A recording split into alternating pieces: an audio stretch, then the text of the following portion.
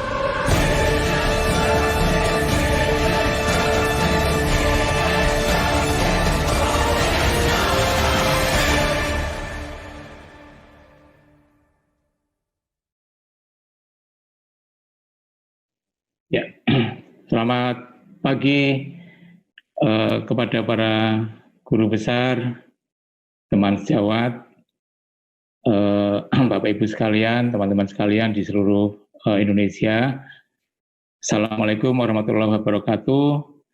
Salam sehat untuk kita semuanya. Pada pagi hari ini, seperti yang telah dijadwalkan, kita bertemu dalam acara webinar yang diselenggarakan oleh Perhimpunan Dokter Spesialis Patologi Klinik dan Kedokteran Laboratorium bekerja sama dengan Ikatan Dokter Indonesia dan SNAP Diagnostik yang pada pagi hari ini sampai nanti kurang lebih jam 11.30 akan mengupas tentang peran penanda imunologi dalam penanganan pasien COVID-19. Seperti kita ketahui bahwa saat ini COVID-19 masih harus kita hadapi bersama.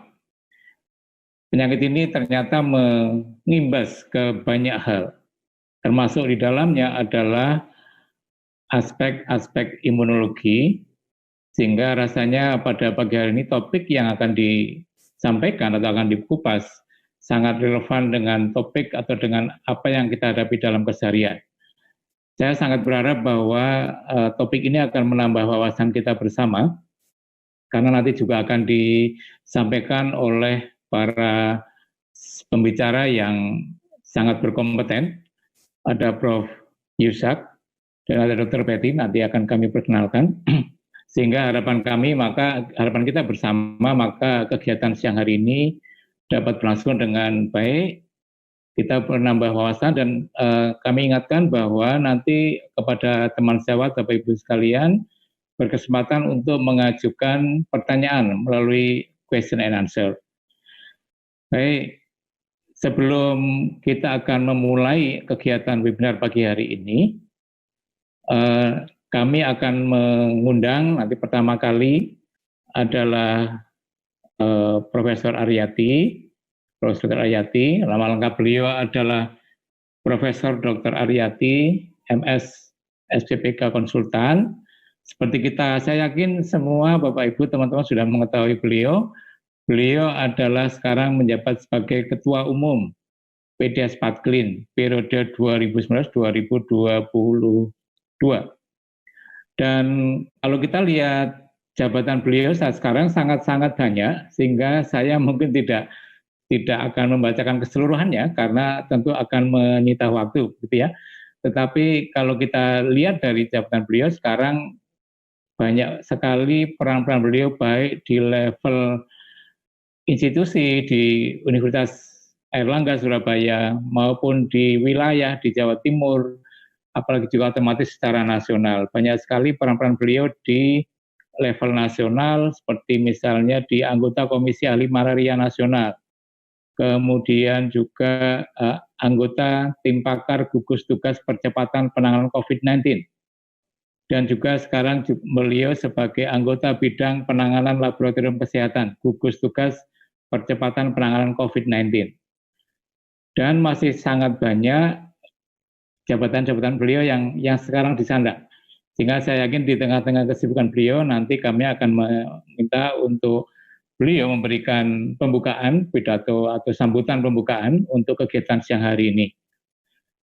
Kepada Prof. Aryati kami silakan, please Prof. Aryati, time is yours, please give your opening speech, please.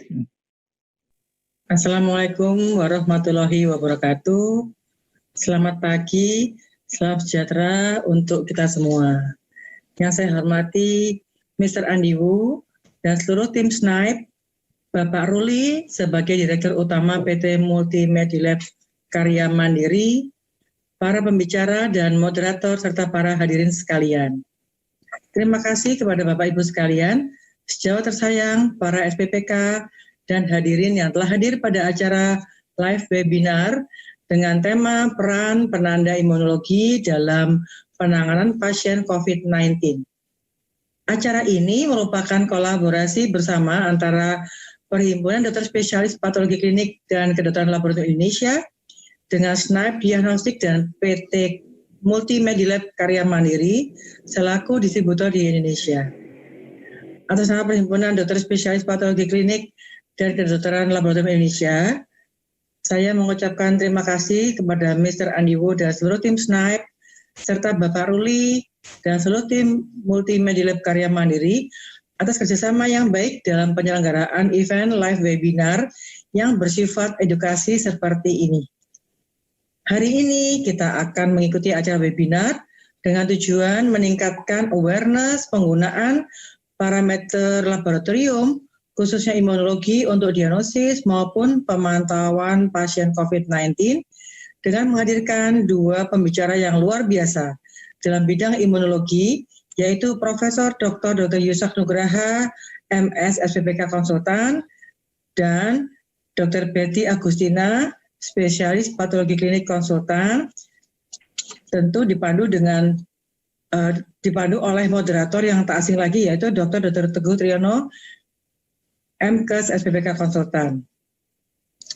Sebagai ahli patologi klinik yang memiliki peran penting dalam memberikan hasil laboratorium yang berkualitas, akurat, informatif, dan valid, serta tentunya pemberian advice yang dibutuhkan oleh klinisi dalam memberikan perawatan terbaik bagi penderita, maka kita, para SPPK, perlu senantiasa mengikuti update ilmu seperti hari ini, sehingga akan tercapailah tata laksana perawatan penderita terbaik. Fokus pemeriksaan imunologi yang dimiliki oleh SNAIP Diagnostik pada COVID-19 antara lain IgM, IgG anti-SARS-CoV-2, D-dimer, CRP, PCT, dan berbagai parameter sitokin yang dibutuhkan pada saat adanya badai sitokin, itu dapat juga diperiksa, namun tentu tidak dihadirkan semua pada webinar hari ini. Akhir kata, semoga acara webinar ini berjalan lancar, penuh manfaat bagi kita semua. Wassalamualaikum warahmatullahi wabarakatuh. Ya, terima kasih Prof. Aryati atas sambutannya. Dan sebelum kita akan mulai diskusi pagi hari ini, mohon izin saya memperkenalkan diri. Saya Teguh Triyono lengkapnya. Sekarang kebetulan saya membantu Prof. Aryati di pengurus pusat PDS Patklin, dan kami bertempat tinggal di Yogyakarta. Ya, saya mungkin tidak harus memerlukan saya lebih banyak lagi. Nah, sebelum kita akan masuk ke nanti sesi 1, yaitu sesi yang akan disampaikan oleh Profesor Dr. Yusak Nugraha, Dokter MS, spesialis patologi klinik konsultan. Beliau ini adalah seorang guru besar dari Universitas Airlangga, dan sekarang masih aktif bekerja di Departemen Patologi Klinik FK UNER.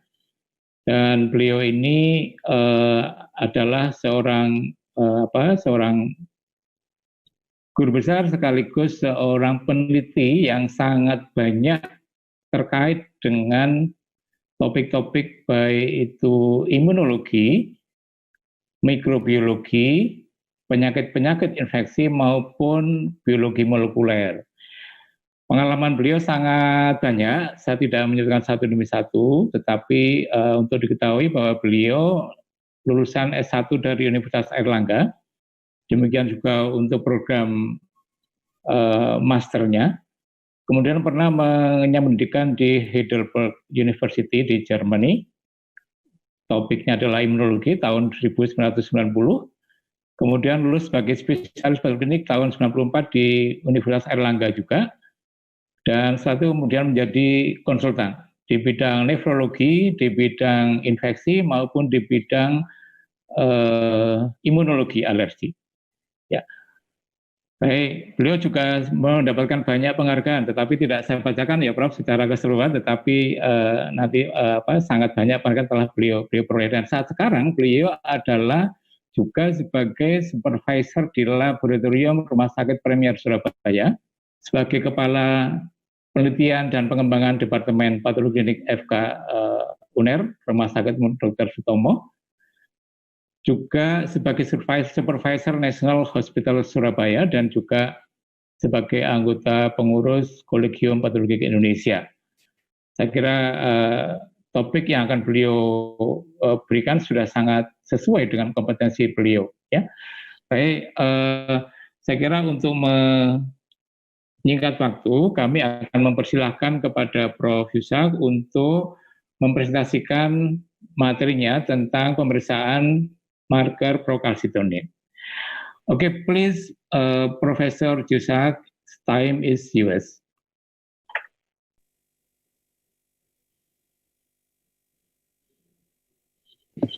Pagi ini saya akan membawakan peranan pengukuran prokalsitonin pada pneumonia akibat COVID-19. Pertama-tama terima kasih pada PT Snipe yang sudah mengundang saya untuk menyampaikan presentasi ini. Jadi alur penyampaian akan meliputi COVID-19 secara umum, dan kemudian kita masuk ke prokalsitonin, peranannya dan pengukurannya. Mulai dari COVID-19, sekarang di Indonesia sudah semakin banyak laboratorium sudah yang bisa melakukan RT-qPCR untuk COVID-19. Sudah tersebar, bahkan gugus tugas penanganan sudah ada di 34 provinsi, jumlah PCR yang dilakukan semakin banyak, dan semakin lama semakin lancar.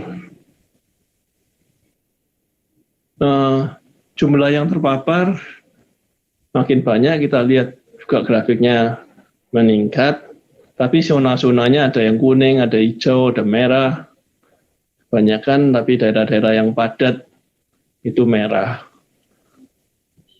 Walaupun banyak yang terpapar, akan tapi kalau dilihat di dunia, kematian per 1 juta penduduk, rata-rata dunia 86, di Indonesia 19. Jadi nomor 24 di dunia. Jadi Indonesia termasuk lumayan dibandingkan Amerika Serikat dan Brasil yang jumlah kematian per 1 juta penduduknya mencapai 400 lebih. Demikian juga jumlah tes tiap hari yang bisa dilakukan semakin meningkat. Walaupun jumlahnya tidak sebanyak negara-negara maju seperti Australia ataupun Singapura yang mengejar semua kontak. Jumlah yang terkonfirmasi COVID tiap hari Indonesia terus meningkat, terus ada klaster baru. Ya, ini berita buruknya. Australia juga meningkat, Singapura relatif stabil, mulai menurun, Malaysia relatif stabil. Yang terkonfirmasi secara kumulatif Indonesia terus meningkat, Australia meningkat, tetapi Malaysia, Singapura, dan Taiwan stabil. Taiwan termasuk rendah yang positif.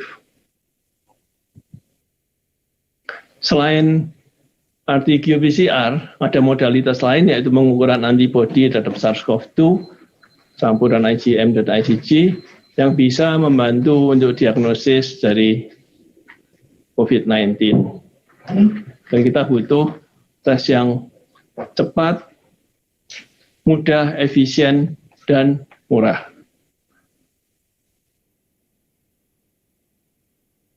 Sekarang kita masuk ke dalam prokalsitonin. Normalnya prokalsitonin itu diproduksi oleh kelenjar tiroid. Kelenjar tiroid akan memproduksi prokalsitonin, kemudian prokalsitonin akan berubah menjadi kalsitonin. Kalsitoninnya akan dilepaskan ke aliran darah. Tapi selain kelenjar tiroid C-selnya, juga beberapa neuroendokrin juga membuat prokalsitonin dan kalsitonin dalam jumlah yang tidak terlalu banyak. Jadi normal, dalam darah orang normal, yang orang sehat, medianya 12,7 pikogram per mililiter untuk prokalsitonin, dan 97,5% atasnya adalah 46,7 pikogram per mililiter, jadi rendah. Bagaimana bila ada stimulasi atau infeksi. Kalau ada infeksi, maka terjadilah sintesis alternatif dari prokalsitonin. Apa itu? Yaitu kalau ada toksin bakteri, baik bakteri gram negatif maupun gram positif, dan sitokin yang menstimulasi produksi prokalsitonin pada semua jaringan parenkim. Ya, ini di sini digambarkan LPS lipopolisakarida ini akan meningkatkan sekresi interleukin 1 beta, TNF alpha, sedangkan viral infection akan meningkatkan sekresi interferon gamma. Interferon gamma ini bisa menghambat hormokin, tapi LPS, interleukin 1 beta, TNF alpha ini meningkatkan sekresi prokalsitonin. Jadi di sini bedanya, sekresinya itu without processing. Jadi dari Golgi aparatus langsung prokalsitonin itu disekresikan tanpa dipecah menjadi kalsitonin. Jadi prokalsitonin immediately released, utuh disekresikan dalam darah.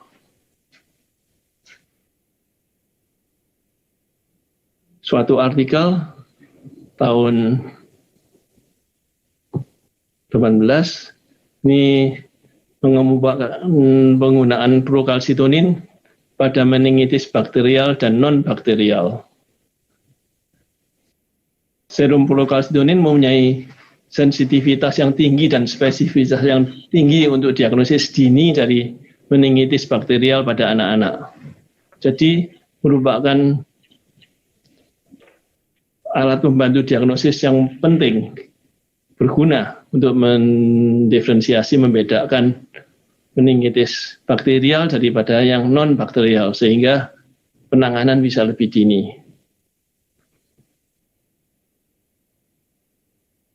Kemudian yang di sebelah kanan adalah gambar pengukuran prokalsitonin yang warna hijau.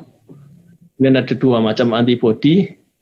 Antibodi yang biru berlabel FITC, antibodi yang merah berlabel ABEI. Kemudian di sini ada magnetic particle yang di-coating dengan anti-FITC antibody. Sehingga ketika terjadi ikatan antara prokalsitonin dengan 2 macam antibodi tersebut, maka akan diikat oleh partikel besi tadi, magnetic particle tadi. Magnetic particle ini kemudian kalau sudah dicampur dengan serum, lalu didekatkan pada magnet, maka akan nempel pada magnet. Maka setelah dicuci, diberi substrat, maka akan terdeteksi relative light units-nya, cahayanya, sesuai dengan jumlah antibodi yang ada, prokalsitonin yang ada, atau antigen prokalsitonin yang terdeteksi.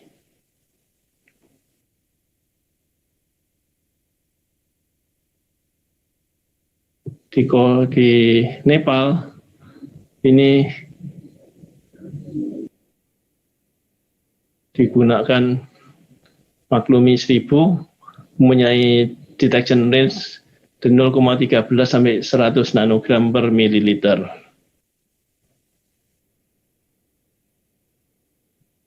Kesimpulannya bahwa serum prokalsitonin mempunyai sensitivitas dan spesifisitas untuk diagnosis dari meningitis bakterial pada anak-anak. Jadi berguna untuk membedakan meningitis bakterial dari non-bakterial. Sehingga pada akhirnya kita bisa dapatkan angka-angka ini. Jadi reference values untuk prokalsitonin. Angka yang penting adalah 0,5 nanogram per mililiter atau 500 pikogram per mililiter. Kalau orang sehat atau dia ada kelainan kardiopulmoner secara umum, itu rendah.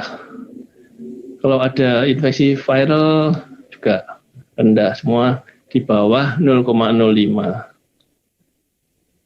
Kalau mulai ada community acquired pneumonia dengan atypical bakteria ataupun legionella mulai meningkat jadi 0,25.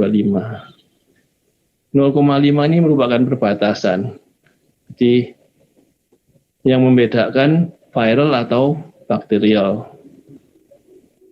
Kalau di atas 0,5 itu bisa mix community acquired pneumonia maupun typical bakteria seperti Mycobacterium. Kemudian kalau lebih spesifik lagi Streptococcus pneumoniae yang memang patogen untuk paru-paru, ini nilainya meningkat jadi 0,75. Kalau terjadi bakteri EMEA, maka mortalitasnya meningkat menjadi 10% dan kadar procalcitoninnya meningkat menjadi 5 nanogram per mililiter. Kalau itu menjadi septic shock, maka nilainya menjadi lebih tinggi 10 nanogram per mililiter dan mortalitasnya menjadi 25%. Jadi procalcitonin merupakan biomarker tunggal terbaik untuk memprediksi adanya mortalitas. Di pustaka yang lain, sebuah meta-analisis mengenai coronavirus COVID-19, procalcitonin dan prognosis. Maret, peneliti membagi pasien COVID menjadi 4 golongan dari moderate, severe, maupun critical. Dikatakan pada yang severe kadarnya 4 kali lipat, sedangkan pada yang critical menjadi 8 kali lipat daripada yang moderate. Tetapi kalau pasiennya pulang KRS, maka kadar procalcitoninnya turun dan kadar procalcitonin yang abnormal itu akan menurun selama recovery, selama penyembuhan. Jadi procalcitonin merupakan indikator untuk disease severity pada COVID-19 dan mungkin berkontribusi untuk menentukan severitas daripada pasien yang terinfeksi dengan SARS-CoV-2. Selain itu juga berguna untuk meramalkan adanya prognosis. Penelitian lain menunjukkan bahwa pada cytokine storm atau badai sitokin yang ditakutkan pada SARS-CoV-2 infection ini, gabungan dari interleukin 6, C-reactive protein, dan procalcitonin ini merupakan parameter yang sangat baik untuk mendeteksi severitas dari COVID-19.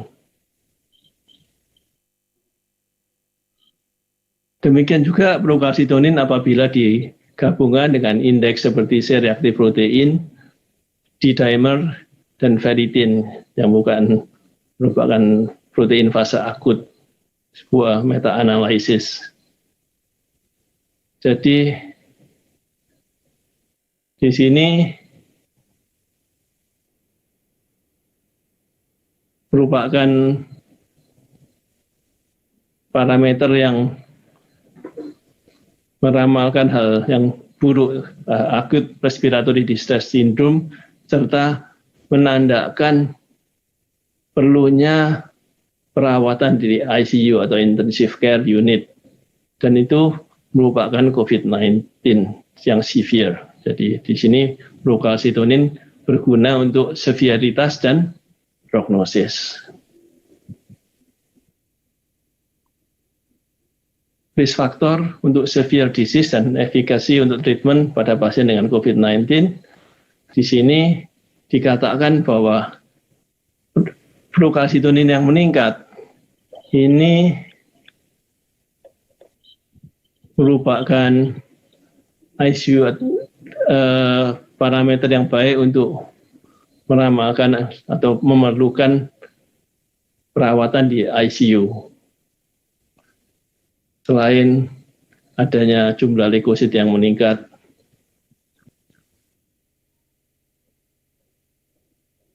jadi kalau kembali ke perjalanan penyakit atau waktu dari perjalanan penyakit, pada stadium pertama pada early infection, di mana terjadi viral response phase, kita ketahui kadar procalcitonin belum meningkat karena dia merupakan infeksi virus. Pada stadium 2A dan 2B, di mana mulai terjadi host inflammatory response phase, di mana mulai terjadi nafas sesak, hipoksi, abnormal chest imaging, ini dikatakan procalcitonin low normal. Pada stadium 3, hyperinflammation phase, di mana terjadi shear shock. Di sini terjadi peningkatan inflammatory marker yang bermakna, yaitu CRP, LDH, interleukin 6, D-dimer ferritin. Di sini kadar procalcitonin bisa meningkat.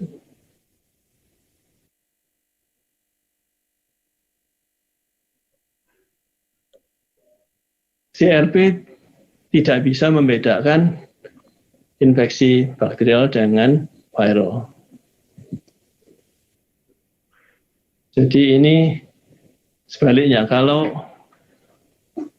ada pasien yang discharge, yang pulang, terlihat kadarnya semua procalcitonin menurun.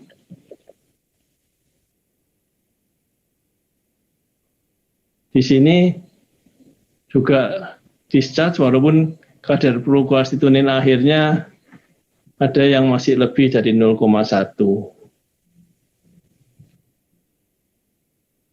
Tapi kalau pada yang dead case, yang meninggal, kita lihat gambarnya pada pemeriksaan procalcitonin serial ini, kadarnya meningkat. Jadi kalau pada moderate sekian, di bawah 0,5, kalau pada yang severe dia mulai meningkat, pada yang kritikal dia meningkat, sangat meningkat. Jadi kesimpulannya di ICU, bila terjadi acute respiratory distress syndrome dan mortalitas, parameter untuk memasukkan ke ICU atau ICU admission itu procalcitonin peningkatan itu berbeda bermakna.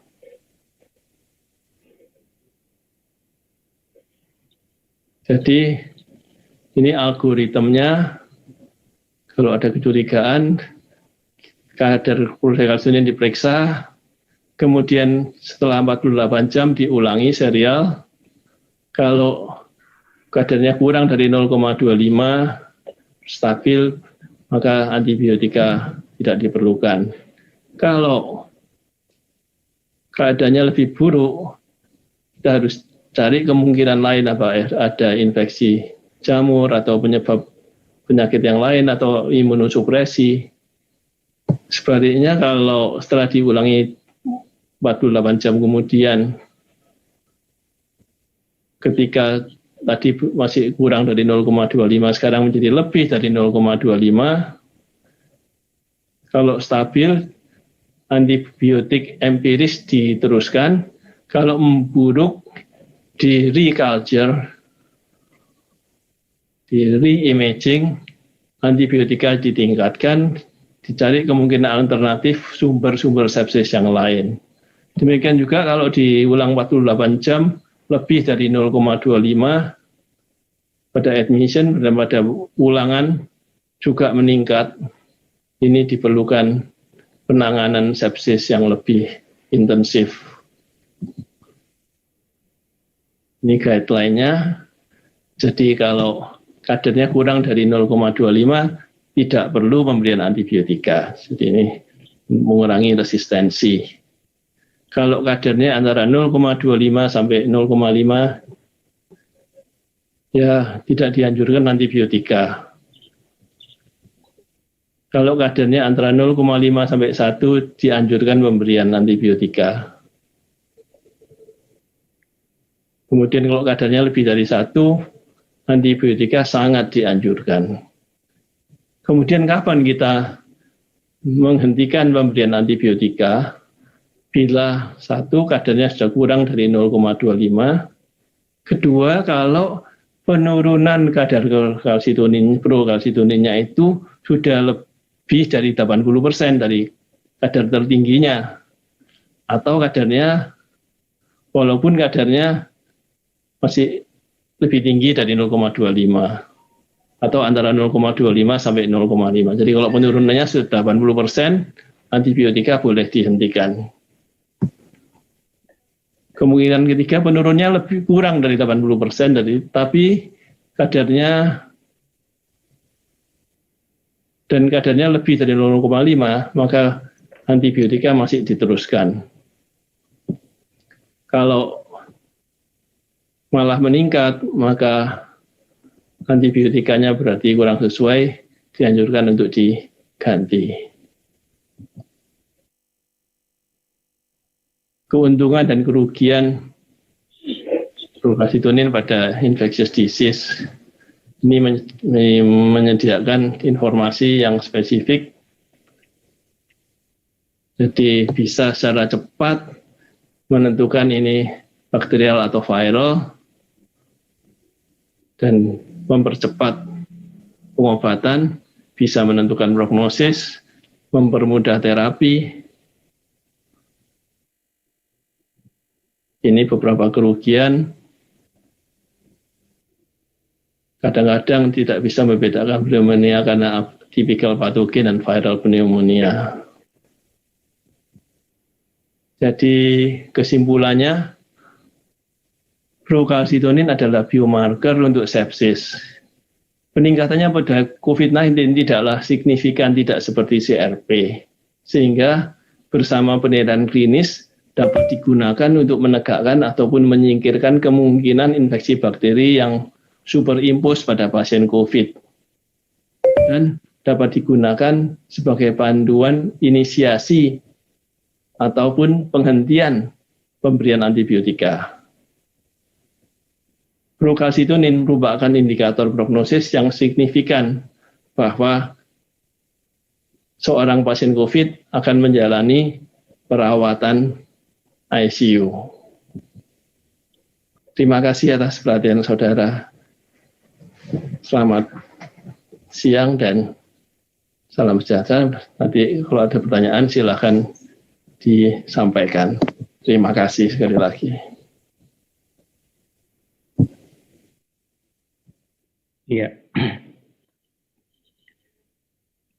Terima kasih Prof. Yusak atas presentasinya yang sangat clear dan tentu sudah banyak hal tadi termasuk sudah sampai dalam simpulan beliau bahwa prokalsitonin menjadi ini adalah sebuah prekursor atau hormon kalsitonin atau prohormon yang dihasilkan oleh kelenjar tiroid, dan tadi disampaikan oleh Prof. Yusak bahwa parameter ini sangat juga penting di dalam proses manajemen COVID-19, tentu dengan menggabungkan dengan data klinis dan data laboratorium lainnya. Dan tadi disampaikan bahwa ternyata sangat memiliki peranan di dalam atau kalau kita gunakan sebagai parameter untuk prognostik, baik itu masuk ke ICU ataupun prognostik untuk tingkat mortalitas atau kematian. Ya, saya kira sudah cukup jelas. Tetapi kepada teman sejawat, Bapak Ibu, senior dan teman-teman sekalian, nanti akan punya kesempatan untuk menyampaikan pertanyaan kepada beliau. Ya, baik. Untuk sesi berikutnya nanti setelah ini akan kami mohonkan Dr. Betty, spesialis patologi konsultan. Dan beliau ini akan menyampaikan topik berjudul peran pemeriksaan sitokin dan antibodi pada pasien COVID-19. Sebelumnya saya akan menyampaikan secara umum kurikulum PT beliau, nama lengkapnya Dr. Betty Agustina T. SPPK Konsultan. Beliau sekarang juga adalah staf pendidik di Departemen Patologi Klinik Universitas Airlangga, Fakultas Kedokteran Universitas Airlangga, dan beliau lulusan dari S1 dari Universitas Sumatera Utara.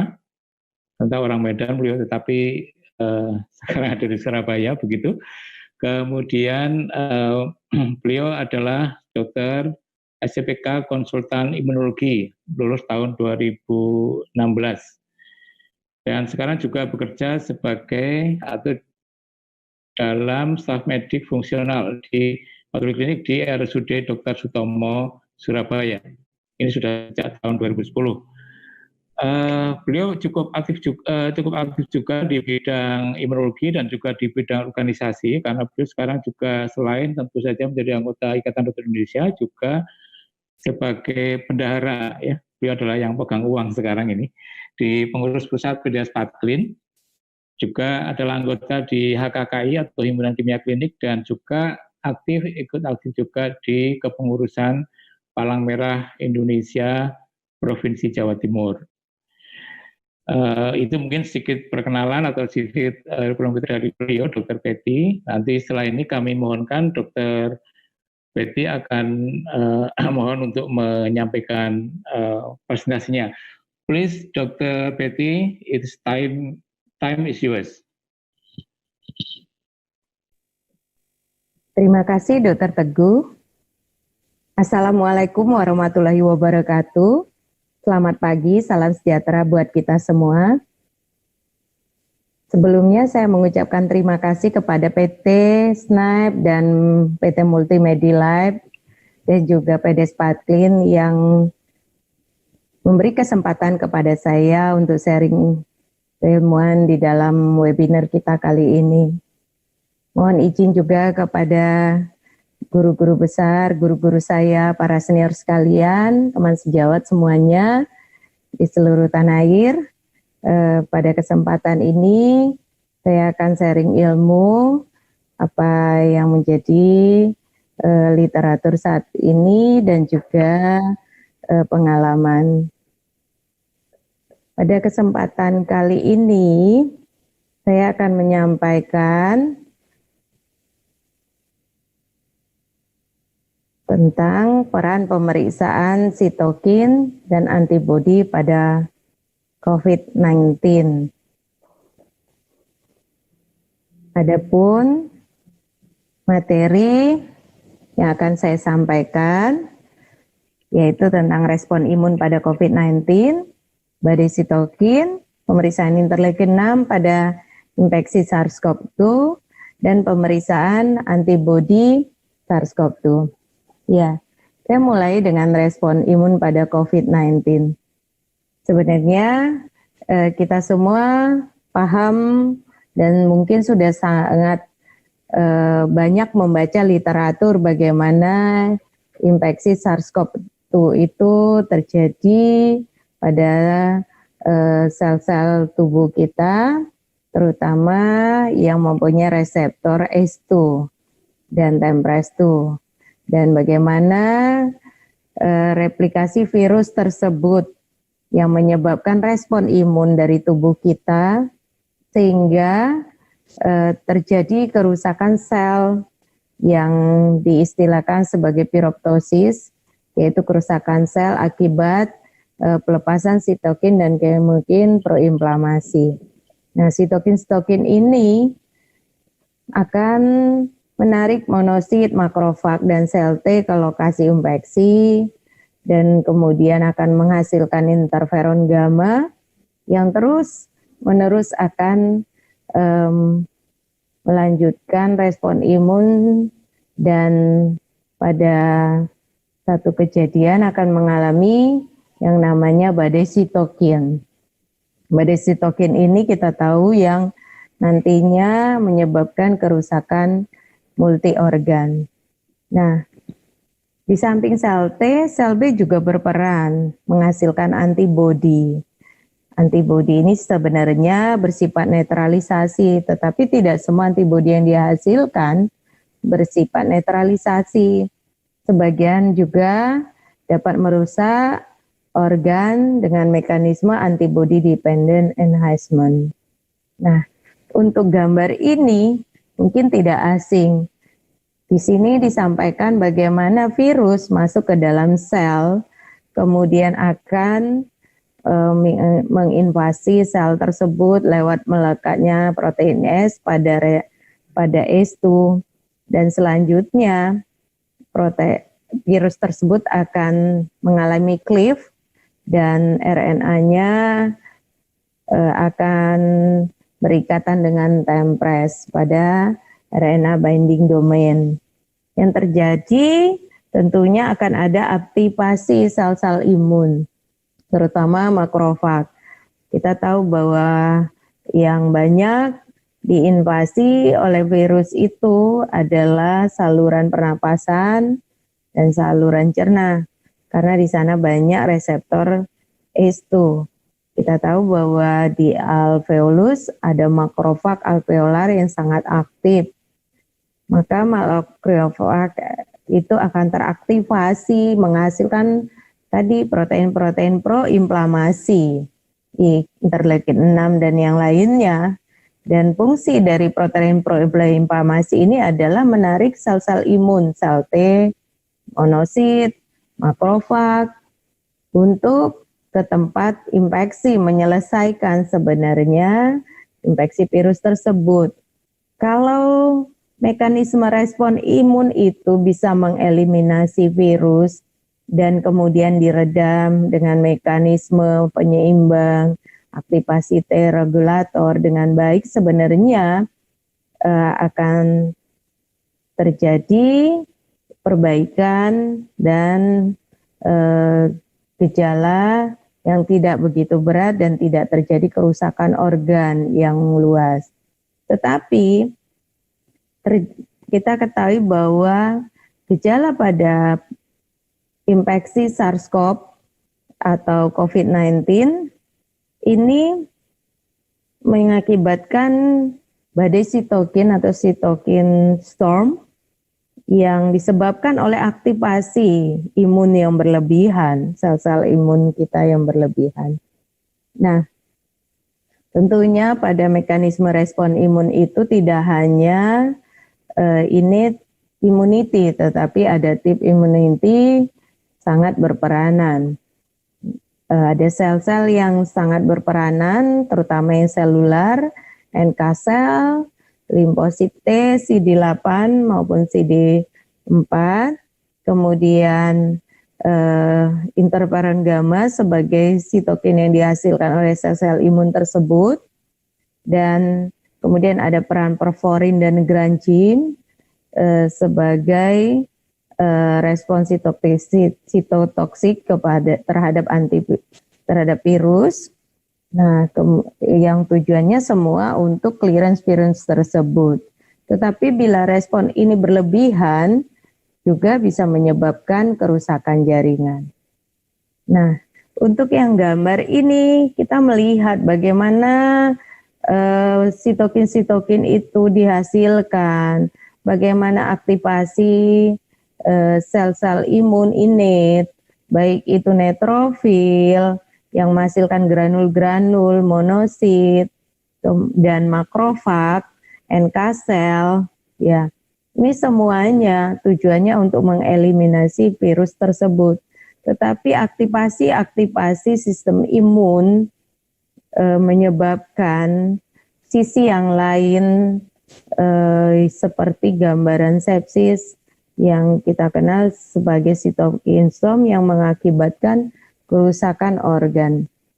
Nah, ini kalau dilihat bagaimana CD8, CD4, Treg itu sebenarnya ada pada sisi yang teraktivasi kalau dia berhasil menyelesaikan clearance dari virus, tidak akan terjadi inflamasi yang berlebihan. Tetapi ketika sel-sel tersebut tidak bisa menyelesaikan, maka sitokin, porforin, dan granzim itu dihasilkan berlebihan, maka inflamasi akan semakin berat. Nah, penelitian-penelitian yang ada menyebutkan bahwa sel-sel imun, baik itu limfosit T subset, sel B, itu pada akhirnya akan mengalami exhausted. Jadi ada penurunan yang signifikan untuk sel T maupun sel B, sel NK yang terjadi pada infeksi SARS-CoV ini. Nah, kalau kita lihat di sini hasil penelitiannya bahwa pada pasien-pasien COVID-19 itu dihasilkan neutrofil yang signifikan lebih tinggi dibandingkan orang sehat. Limfosit yang signifikan lebih rendah dibandingkan pada orang sehat. Nah, bagaimana dengan subsel sel T?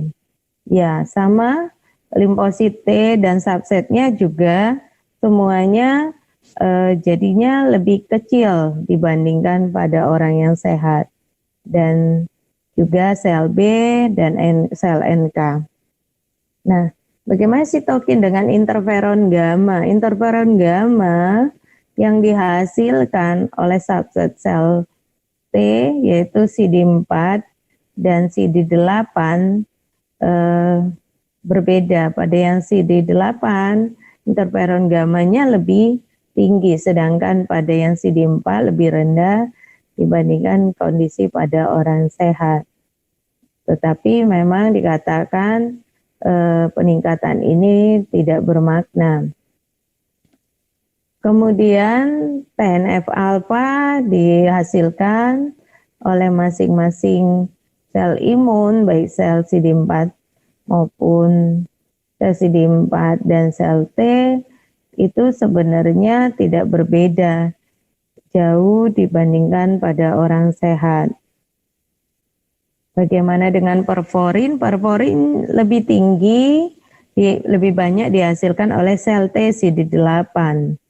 Nah, kemudian granzim dihasilkan lebih banyak oleh sel NK. Ini dilihat kalau dibandingkan oleh antara pasien-pasien yang kondisinya lebih berat, yaitu pasien-pasien ICU dibandingkan yang non-ICU. Nah, ini penelitian Mas Oni tadi menjelaskan bagaimana bahwa subset sel T, sel B itu memang lebih tinggi pada orang sehat dibandingkan pada penderita COVID-19. Nah, untuk penelitian Mas Zoni mengatakan tadi untuk sitokin memang lebih tinggi, tetapi pada penelitian ini dikatakan not significant. Nah, pada kita perhatikan interleukin 6. Interleukin 6 ini sebenarnya sangat berperanan pada SARS-CoV. Kalau kita lihat bahwa interleukin 6 itu berdasarkan jumlah CD8-nya dia akan berbanding lurus, ya. Sedangkan pada NKT dia sama, tidak berbeda. Jadi kalau dilihat di sini dia akan semakin banyak sel T CD8-nya, interleukin 6-nya semakin meningkat. Nah, badai sitokin gambarannya seperti gambaran sepsis. Kita tahu bahwa sepsis itu diistilahkan sebenarnya pada kondisi bakteri yang ditimbulkan oleh bakteremia. Tetapi saat ini sepsis itu dikatakan tidak hanya mencakup infeksi bakterial, tapi juga dugaan infeksi termasuk viral yang mengakibatkan disregulasi sistem imun, yang mengakibatkan disfungsi organ oleh karena dihasilkannya oleh sitokin-sitokin proinflamasi yang berlebihan yang mengakibatkan aktivasi komplement dan sistem koagulasi, bisa dijumpai keadaan DIC, gagal napas, dan mirip dengan kondisi hemopagositosis limfohistiositosis. Jadi histiositosis itu adalah istilah lain untuk makrofag, jadi aktivasi makrofag yang berlebihan. Nah, ini gambaran sitokin storm dari literatur yang lain, sama saja sebenarnya prinsipnya bahwa sitokin proinflamasi itu banyak dihasilkan dan mengaktifasi sel-sel imun, dan sitokin storm itu beredar di sirkulasi, jadi bisa merusak ke organ-organ yang lainnya. Nah, ini dia pada kondisi kalau dibandingkan di perifer maupun di tempat infeksi di paru, ya. Jadi kita bisa lihat bahwa aktivasi sel-sel imun yang sangat tinggi, kemudian sitokin proinflamasi yang dihasilkan berlebihan, dan fungsi T-rex sebagai penyeimbang tidak adekuat, mengakibatkan terjadi yang namanya sitokin storm, terjadi microvascular injury, systemic coagulopathy, dan multiple organ failure. Disregulasi sel T pada badai sitokin ini di mana didapatkan sitokin proinflamasi yang dihasilkan begitu banyak dan merusak banyak organ. Dari penelitian Wang dikatakan bahwa IL-6 itu dia sangat banyak dihasilkan sebelum dijumpai penurunan sel T CD8 maupun sel T CD4. Jadi exhausted itu terjadi dengan produksi interleukin 6 yang sangat tinggi sebelumnya. Nah, untuk penelitian Telliu dia mengatakan bahwa sel T CD4 maupun CD8 turun pada setelah 4-6 hari. Sedangkan sitokin itu mencapai puncak pada saat itu. Jadi ketika sitokin itu dihasilkan banyak, sel limfosit T akan mengalami exhausted. Jadi ada hubungan negatif. Ketika sitokin tinggi, maka jumlah selnya di sirkulasi akan sedikit. Nah, kemudian dikatakan bahwa sitokin itu berperan untuk mengaktifasi fungsi efektor mikroba dan memberikan sinyal stimulasi maupun supresis respon imun, tergantung sitokinnya tentunya. Nah, kalau dilihat beberapa fungsi sitokin ini ya disebutkan di sini, kita lihat bahwa interleukin 6 itu menjadi dikatakan pusat untuk orkestra dari respon imun sebenarnya, karena makrofag pada awalnya menghasilkan interleukin 6 yang mengaktifasi sel-sel imun lainnya. Bagaimana pemeriksaan interleukin 6 pada infeksi SARS-CoV-2? Jadi semula sitokin ini sebenarnya terbatas pada riset, jarang dipakai pada pemeriksaan rutin. Tapi saat ini interleukin 6 itu menjadi pemeriksaan yang sudah rutin dilakukan. Kenapa? Karena interleukin 6 ini sebenarnya dikatakan pada pneumonia itu sangat berperan sekali. Dia berperan pada perbaikan jaringan paru. Jadi sebenarnya sisi baiknya pada pneumonia yang bukan COVID, interleukin 6 ini sangat tinggi, tetapi dikatakan itu tujuannya untuk perbaikan jaringan paru, termasuk juga pada yang COVID. Nah, dikatakan pada yang COVID-19, sisi jeleknya dia menjadi second wave pro-inflammatory sitokin yang mempelopori aktivasi dari makrofag sehingga menyebabkan akut severe systemic inflammatory response cytokine storm. Nah, ini dibuktikan dengan peningkatan interleukin 6 pada dari plasma maupun dari bronchoalveolar lavage. Nah, dikatakan interleukin 6 ini menjadi biomarker untuk lung injury. Bisa juga dipakai sebagai prediktor ventilasi mekanik yang lama. Jadi kalau interleukinnya sangat tinggi, diprediksikan akan penggunaan ventilator diperlukan lebih lama oleh pasien tersebut karena perbaikannya lebih lama. Kemudian akan lebih banyak terjadi disfungsi organ, juga peningkatan morbiditas maupun mortalitas. Ini dari SNIPE sudah melakukan pemeriksaan rutin untuk interleukin 6 dan di sini dikatakan sebenarnya memang fungsinya pada sepsis maupun septic shock pada awalnya ya, termasuk pada COVID-19 ini. Nah, ini dilihat hasil penelitian pada COVID-19 yang non-survivors itu kalau dilihat interleukin 6-nya akan meningkat terus dibanding yang survivors. Kemudian ini disampaikan interleukin 6 itu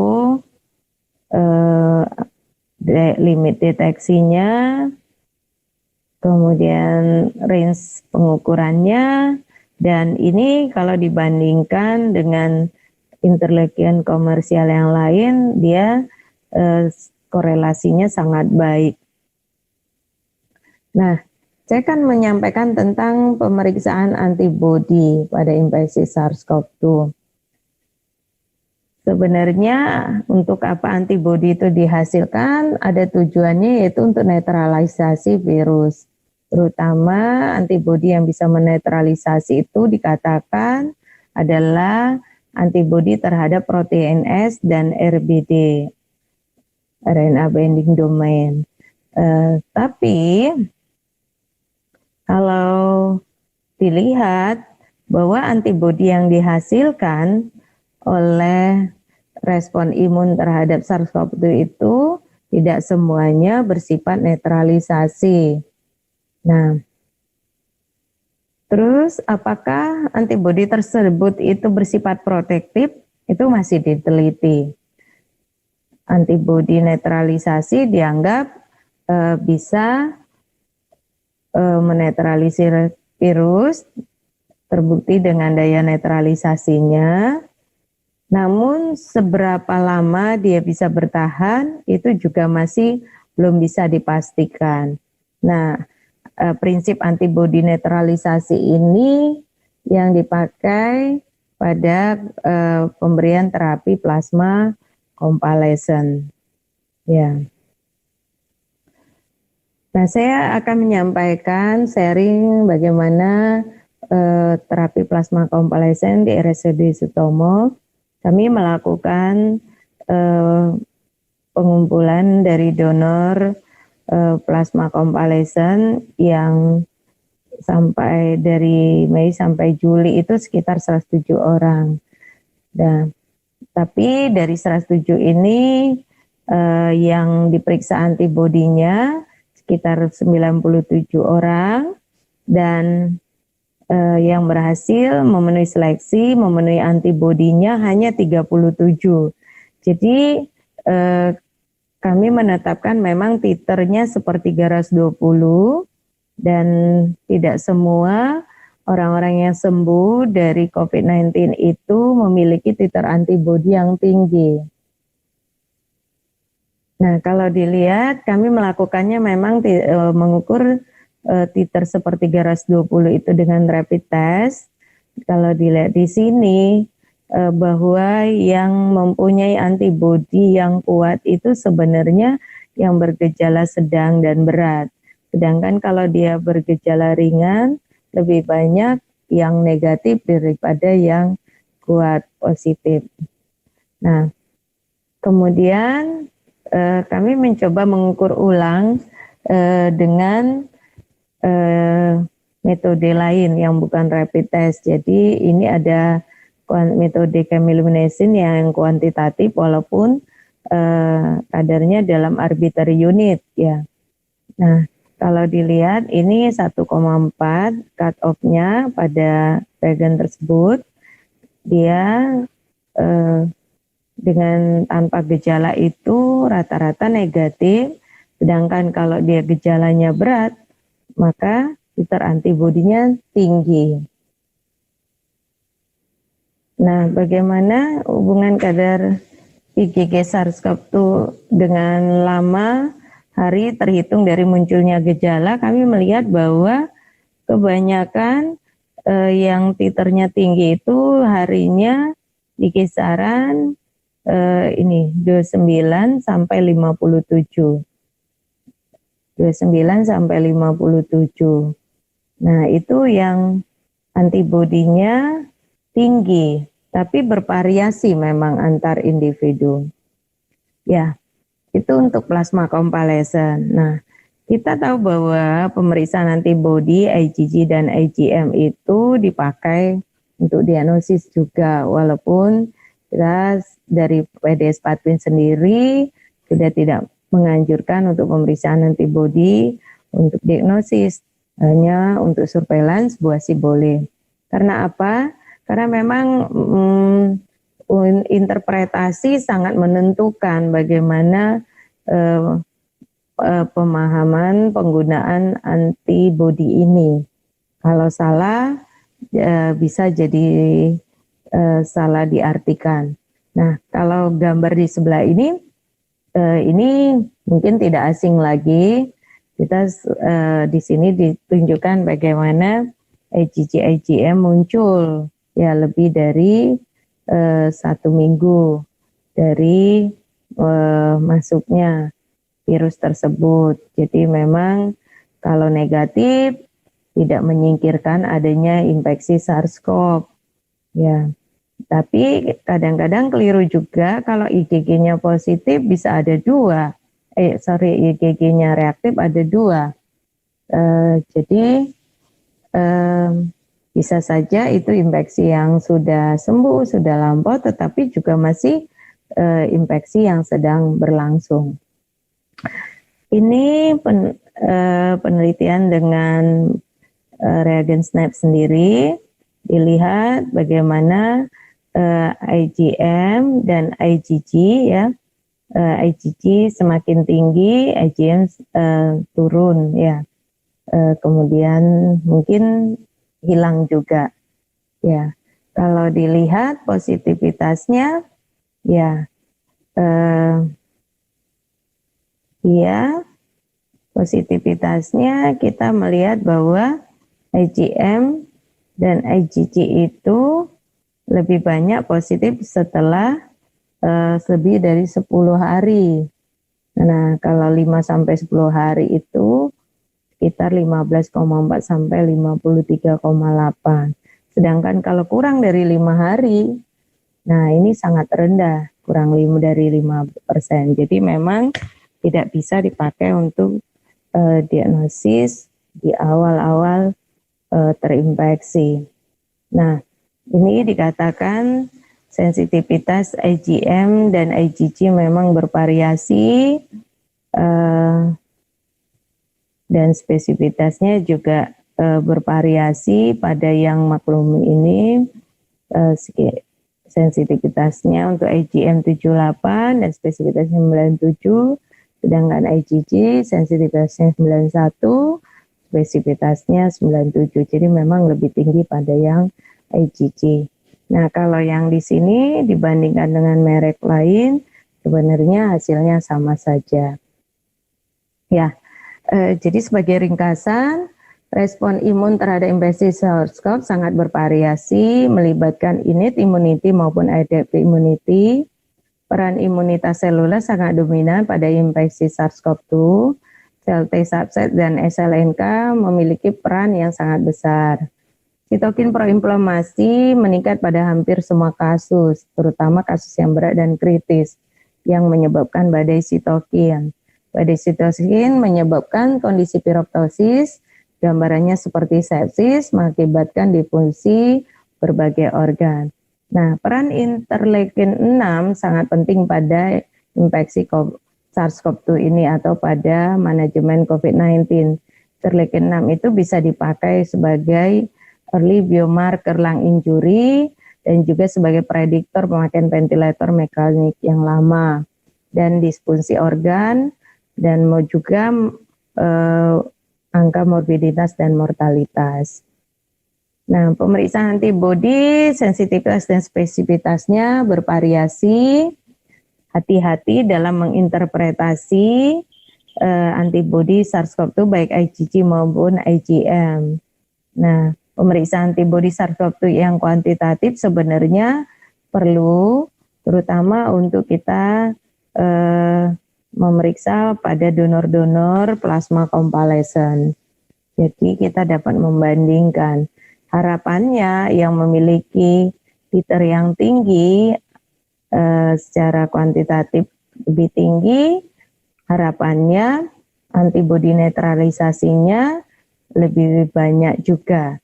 Tapi walaupun dari penelitian belum dibuktikan korelasi antara antibodi netralisasi dengan titer antibodi.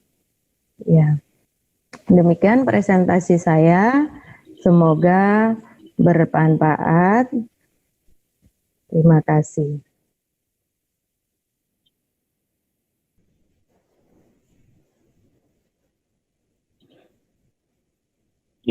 Ya, terima kasih Dr. Betty atas presentasi yang holistik begitu ya, karena tentu kalau kita bicara bicara sitokin pada pasien-pasien pada pasien-pasien COVID-19, maka ternyata sangat banyak yang akan harus kita bahas karena sangat banyak sitokin yang ternyata memiliki peran ya. Sedikit catatan saja tadi dari yang disampaikan Dr. Betty adalah tentang adanya atau terjadinya disregulasi sel T ya, tadi yang ini merupakan awal atau yang menimbulkan terjadinya badai sitokin. Beberapa sitokin seperti interleukin 1, interleukin 6, interleukin 18 itu hanya bisa menimbulkan gejala-gejala yang bersifat sistemik atau multi organ. Kemudian yang poin 2 tadi juga disampaikan tentang interleukin 6 yang sekarang menjadi rutin tanda petik dilakukan oleh karena sebelumnya mungkin tidak, tetapi sekarang pada situasi pandemi ini maka interleukin menjadi parameter yang rutin diperiksa untuk pasien kita. Kemudian juga tadi disampaikan tentang penggunaan atau pemeriksaan antibodi anti SARS-CoV-2 yang kemudian dipakai sebagai salah satu parameter untuk penentuan pemberian terapi plasma konvalesen. Baik, saya yakin dari dua presentasi ini cukup banyak pertanyaan. Saya sudah mendapatkan cukup banyak pertanyaan dan tentu saya akan menyampaikan beberapa pertanyaan saja kepada para pembicara. Nanti kan beberapa pertanyaan yang mirip saya akan sampaikan secara cukup satu kali saja. Prof. Yusak dan Dr. Betty sudah siap ya, Prof. Yusak?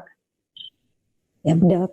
Baik, ya, Prof. Mungkin yang, ya Prof, terima kasih. Baik, Prof, banyak banget pertanyaannya ya, Prof. Tadi mungkin beberapa saya akan bacakan. Yang pertama mungkin untuk Prof. Yusak terlebih dahulu. Ada pertanyaan, Prof. Selamat pagi, Prof. Menanyakan apa prokalsitonin, apakah prokalsitonin dapat meningkat pada kondisi non-infeksi bakteri. Monggo, Prof. Ya.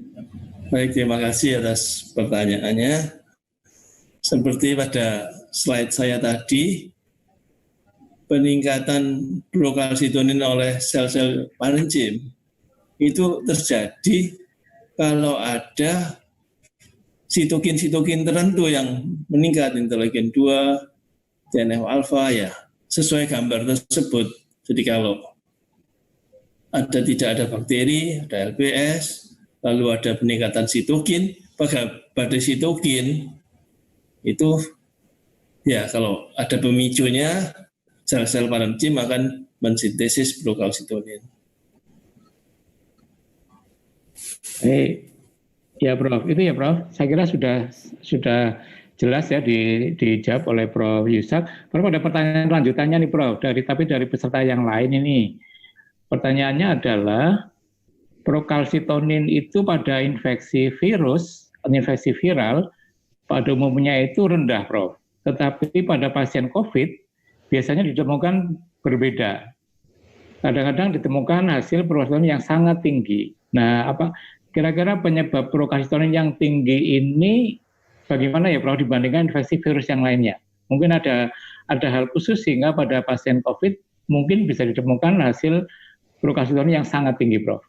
Ya, silakan Prof. Terima kasih Dr. Teguh atas penyampaian pertanyaannya. Seperti gambar patofisiologi tadi, ada fase pada early phase di mana virusnya yang berfungsi, prokalsitonin rendah. Kemudian di fase ketiga, pada fase cytokine storm, kalau pasien ini memburuk, artinya dia harus masuk ke ICU, maka kadar prokalsitonin meningkat. Meningkatnya ini selain karena sitokinnya meningkat, juga mungkin ada superimpos infeksi bakterial karena organ paru yang sudah dirusak oleh virus COVID, maka dia akan rentan. Maka bakteri-bakteri yang semula tidak berbahaya, yang hidup di saluran nafas bagian bawah itu bisa invasif, bisa masuk dan menjadi infeksi sekunder. Nah, inilah yang menyebabkan terutama prokalsitonin meningkat karena kerusakan selnya tadi. Ya, berarti sebenarnya lebih banyak mencerminkan adanya sumber impus ya Prof. Artinya ada infeksi sekunder pada pasien COVID ini. Sekunder, sebenarnya iya. Baik Prof, terima kasih. Mungkin saya masuk ke Dr. Betty dulu ya Prof untuk yang sesi berikutnya. Dr. Betty ada beberapa pertanyaan. Dr. Betty, ini salah satunya adalah apakah interleukin 6 harus diperiksa pada pasien COVID? Bagaimana dengan sitokin yang lain? Apakah juga penting kira-kira untuk diperiksa? Itu satu. Yang kedua, apakah atau di manakah mekanisme kerja terapi anti interleukin 6 yang sekarang juga mungkin sudah banyak dipakai dokter. Monggo Dr. Betty. Ya, terima kasih Dr. Teguh.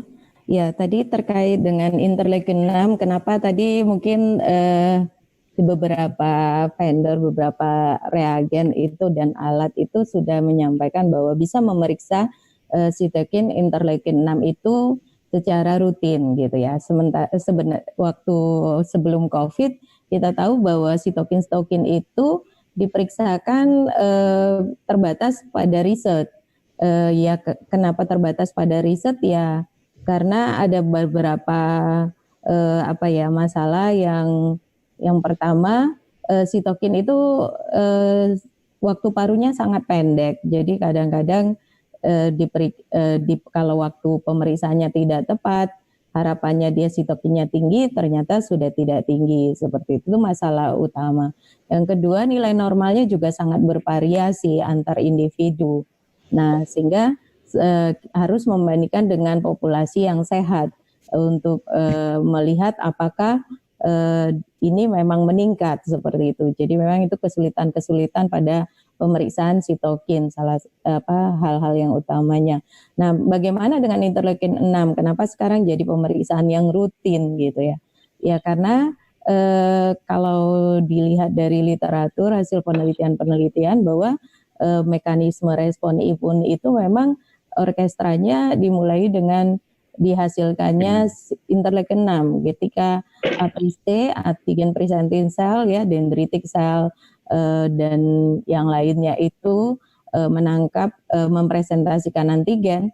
Nah, itu dihasilkanlah sitokin interleukin 6. Jadi dia memulai aktivasi terutama sel-sel imun baik yang selular terutama dan juga yang innate gitu. Jadi makanya sitokin interleukin 6 ini menjadi pemeriksaan yang rutin, terutama pada kondisi-kondisi sepsis. Nah, bagaimana dengan sitokin yang lain? Sitokin yang lain yaitu tadi masih dalam posisi yang tidak stabil, artinya belum bisa dipastikan harinya, waktunya dia meningkat, terus keberapa lama waktu parunya, kapan waktunya. Jadi yang memang yang sitokin 6 lebih tinggi kelihatannya pada pasien-pasien COVID itu dan pasien sepsis umumnya. Jadi dipakailah interleukin 6 ini sebagai pemeriksaan rutin. Dok, bolehkah kalau ada orang yang menyatakan bahwa di antara sitokin dari beberapa macam sitokin yang mengalami perubahan genetika, maka interleukin 6 menjadi prioritas yang kita periksa duluan. Begitu atau ya, gimana, Dok? Seperti itu, Dok. Yang dari literatur disebutkan seperti itu karena memang dari banyak penelitian memang terbukti interleukin 6 itu berbeda signifikan pada orang-orang yang severe dibandingin yang non severe. Walaupun ada literatur juga yang menyebutkan, ada juga sih yang mengatakan bahwa interleukin 6 itu pada pasien ICU itu tidak tinggi gitu. Tapi kebanyakan menyatakan meningkat bermakna. Iya, Dok. Ini ada pertanyaan Dokter Ida, Dok, tadi, Dok, yang bagaimana kerja terapi anti interleukin 6? Apakah ini dalam penanganan COVID-19, Dok, maksudnya? Iya. Jadi kalau sebenarnya untuk terapi-terapi terhadap sistem imun, respon imun yang menjadi target terapi sebenarnya sudah sangat banyak obatnya, termasuk terapi terhadap peningkatan interleukin 6 ini. Jadi sisi jeleknya ketika interleukin 6 itu sangat tinggi, akan terpicu badai sitokin. Jadi itu sebenarnya yang menjadi memperparah sebenarnya kondisi pasien COVID ini. Jadi bukan hanya virusnya yang harus diselesaikan, tapi ketika virus itu sudah menurun juga jumlahnya, tapi karena ada badai sitokin itu yang menjadi kerusakan multiple organ dysfunction. Nah, jadi seperti sepsis. Nah, target dari terapi terhadap interleukin 6 ini adalah kompetitif dengan reseptor interleukin 6. Jadi obat-obat itu tujuannya supaya interleukin 6 itu tidak melekat pada reseptornya, jadi tidak bisa memicu respon sel-sel imun yang lain seperti itu. Lakukan blocking, begitu ya, Dokter Betty? Iya, betul. Baik. Dokter Betty, ini ada pertanyaan dari 2 orang, Dokter Yani Chandra dan Dokter Vitasari, tapi pertanyaannya saya gabungkan. Dari dokter, pertanyaannya adalah, tadi dari grafik antibody, terlihat kesannya itu IgG dan IgM itu munculnya bersamaan ya, Dok. Satu. Yang kedua, pertanyaannya dari Dokter Vitasari ini adalah, bagaimana menginterpretasi saat antibody IgG dan IgM-nya positif, tetapi klinis sudah terjadi perburukan? Monggo, Dokter Betty. Iya, tadi mungkin di grafik itu ya, kalau dilihat memang hasil penelitian-penelitian yang ada itu menunjukkan memang IgG dan IgM itu tidak seperti virus lainnya ya, yang muncul setelah IgM turun, IgG muncul seperti itu ya.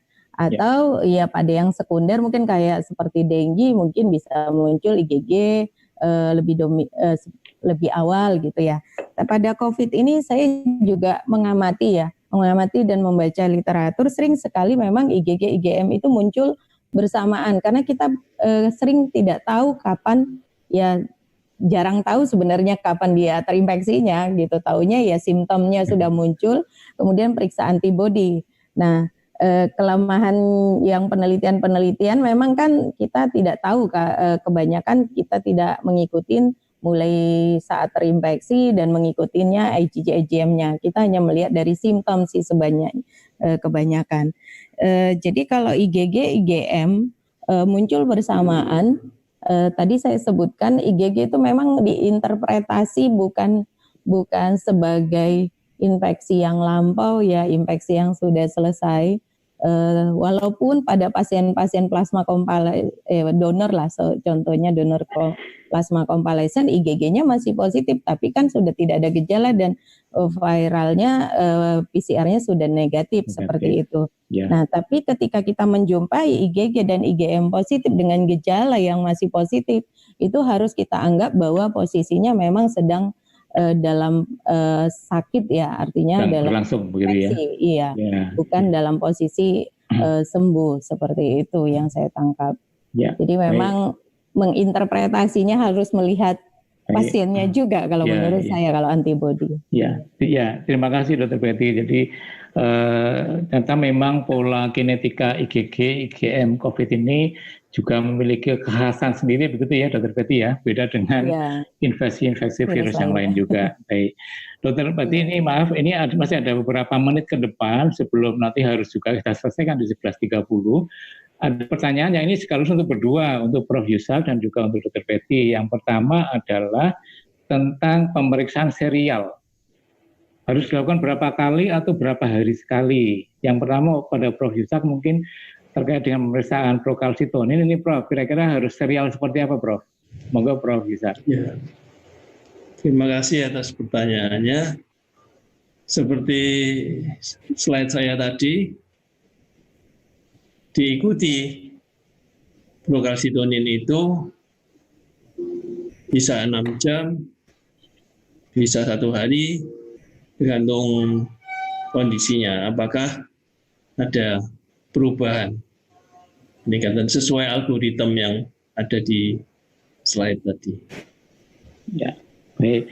Kalau Dr. Betty untuk pemeriksaan interleukin 6 bagaimana? Ini pertanyaan dari Dr. Luhung nih, Dr. Luhung Budia Ilmiawan dari Bandung nih. Ya, Dr. Betty untuk interleukin 6. Iya Dok. Kalau interleukin 6 sebenarnya belum ada, yang saya tahu sih belum ada PPK yang khusus ya, panduan praktek klinis untuk serial interleukin 6. Tapi kalau di Sutomo ya memang sebenarnya ada PPK yang memeriksakan untuk yang tidak rutin. Interleukin 6 ini maksudnya tidak rutin seperti darah lengkap dan lain-lain gitu ya, blood gas dan yang lain. Ini yang interleukin 6 ini saya menangkapnya ada per 3 hari seperti itu bisa diperiksakan. Tapi kalau di literatur kan itu penelitian ya, jadi dia setiap hari memeriksakannya. Ya artinya acuan khususnya belum ada begitu ya? Belum ada yang saya tahu Dok. Oke, ya, terima kasih. Pertanyaan yang berikutnya ini mohon nanti Prof. Yusak dan atau juga Dr. Betty ini dari Dr. Armana Sution ini. Adakah research imunoterapi yang menjanjikan pada terapi COVID, misalnya CAR T-cell terapi atau mungkin terapi yang lainnya? Monggo Prof. dan Dr. Betty. Ya baik, terima kasih. Ide yang baik. Di Airlangga itu bukan CAR T-cell yang diberikan, karena CAR T-cell nanti biasanya untuk kanker dan antibodi kimeriknya yang dibuat kan pasti terhadap antigen yang baru. Kalau itu lymphoma atau ALL bisa pakai CAR T-cell. Tapi kalau untuk COVID yang dilakukan adalah pemberian mesenchymal stem cell. Dengan pemberian mesenchymal stem cell itu terjadi perbaikan. Yang pertama, pemberian mesenchymal stem cell entah bagaimana itu menekan respon imun. Respon imunnya bisa menurun. Kedua, memperbaiki regenerasi dari sel-sel parunya. Jadi mereka yang diintubasi, setelah lepas intubasi yang fungsi parunya sudah sangat menurun, itu bisa tertolong. Tapi ini semua masih dalam taraf penelitian. Saya juga tidak bisa secara eksak memberikan datanya. Ya Prof, berarti ini masih peluang ya Prof, peluang dan tantangan juga ya Prof sebenarnya pemberian imunoterapi. Jadi ini di Surabaya sepertinya sudah dimulai ya Prof studinya untuk pemberian mesenchymal stem cell-nya. Baik, Dr. Betty mungkin ada tambahan Dok? Kalau ya saya tidak punya pengalaman, Prof Yusa lebih involved di penelitian untuk terapi. Yang saya baca sih di literatur banyak sekali ya yang dicobakan untuk terapi-terapi secara imunologi, tapi ya memang sampai sekarang belum ada yang memberikan hasil yang terbaik gitu. Jadi masih dalam proses pencarian semua. Itu yang saya tahu, Dok. Oke, Aja, Dok, ya, terima kasih Dr. Betty. Prof, ini masih ada pertanyaan, nanti untuk Prof dan juga mungkin boleh juga untuk Dr. Betty juga nih. Pertanyaannya adalah, kalau nanti ada program imunisasi, maksudnya vaksinasi lah ya, vaksinasi, marker antibodi apa yang nantinya harus diperiksa ini, Prof? Kan kita mungkin akan masuk ke fase pemberian vaksinasi nih. Nanti marker antibodinya yang seperti apa, Prof? Terima kasih. Atas pertanyaannya, pertanyaan bagus sekali. Memang yang dipakai untuk vaksinasi nanti itu adalah antigen rekombinan dari spike protein, S protein. Jadi respon imun baik humoral maupun seluler nantinya yang dimasukkan itu dalam adenovirus. Adenovirus ini adhunya itu akan dimasuki gen yang mengekspresikan spike protein. Karena dianggap nanti antibodi terhadap S protein ini yang bisa memblocking masuknya virus ke ACE reseptor.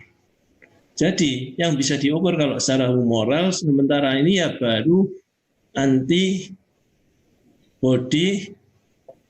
ya terhadap S protein. Jadi kalau itu bisa diukur dengan kuantitatif, tentunya harus kuantitatif, harus ada ukuran kadarnya. Kadar anti S proteinnya berapa? Nantinya untuk melihat tingkat tingkat kekebalannya ya, Prof. Iya. Baik, ya, Prof. Terima kasih. Ini ada pertanyaan lagi dari Dr. Hartono Kahar. Ini tanya ke Prof Yusak, apakah pemeriksaan prokalsitonin dapat sebagai pertimbangan suatu COVID atau bakteria? Tadi mungkin sudah ya, Prof. Mungkin Prof bisa menyampaikan sedikit saja. Ya. Untuk COVID-nya, ya untuk bakterial, terutama untuk bakterial. Jadi memang kalau ada superimpos dengan infeksi bakterial, maka COVID-19 tadi prokalsitoninnya akan meningkat dan akan biasanya lebih severe pada yang infeksi yang kompleks tersebut. Terima kasih. Baik, Dr. Betty, apakah masih ada tambahan, Dokter? Mungkin terkait yang tadi yang Prof Yusak sampaikan tentang vaksinasi, memang kalau kita lihat literatur dan mungkin yang sudah diteliti, Prof Yusak mungkin juga involved untuk vaksinasi ini, ya memang antibodinya antibodi S protein ya. Pertanyaannya bagaimana nanti melihat hasilnya?